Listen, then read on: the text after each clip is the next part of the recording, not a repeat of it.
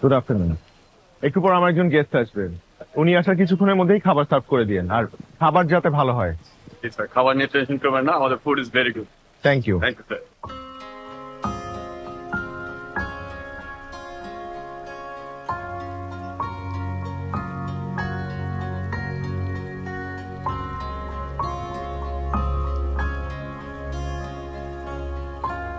গতকাল ঋতুর ফ্যামিলি আমাকে দেখে পছন্দ করেছেন, বাকিটা তারা ঋতুর উপর ছেড়ে দিয়েছে।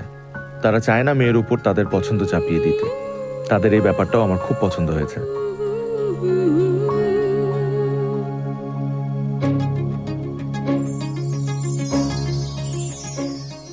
এটা কি আপনার প্রথম বিয়ে?